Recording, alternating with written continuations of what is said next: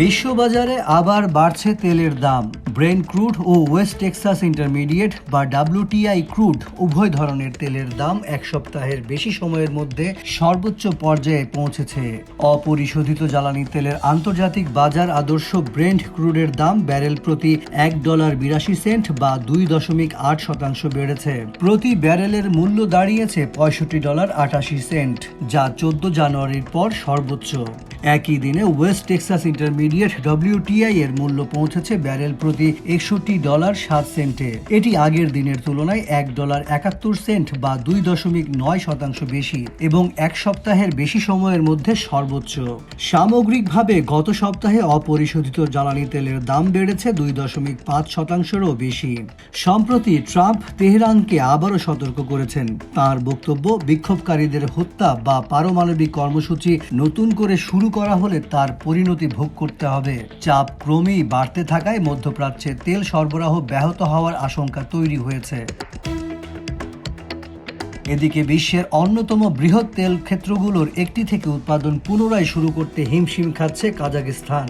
এক মার্কিন কর্মকর্তা জানান, আগামী কয়েকদিনের মধ্যে একটি বিমানবাহী রণতরী ও ক্ষেপণাস্ত্র ধ্বংসকারী একাধিক যুদ্ধজাহাজ মধ্যপ্রাচ্যে পৌঁছাবে। গত বছরের জুনে যুক্তরাষ্ট্র ইরানের উপর হামলা চালিয়েছিল।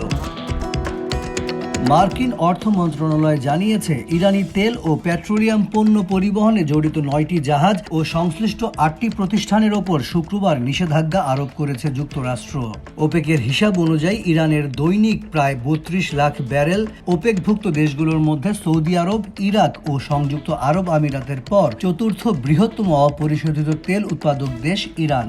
একই সঙ্গে দেশটি বিশ্বের দ্বিতীয় বৃহত্তম তেল ক্রেতা চীনের বড় সরবরাহকারী। জেপি মর্গান জানিয়েছে, কাজাখস্তানের মোট উৎপাদনের প্রায় অর্ধেক যোগান আসে তেগনিস তেলক্ষেত্র থেকে, কিন্তু চলতি মাসের বাকি সময় এই তেলক্ষেত্র বন্ধ থাকতে পারে। জানুয়ারি মাসে দেশটির অপরিশোধিত তেল উৎপাদন দৈনিক মাত্র 10 থেকে 11 লাখ ব্যারেলে নেমে আসতে পারে, যদিও স্বাভাবিক সময় সেখানে উৎপাদন হয় 18 লাখ ব্যারেল।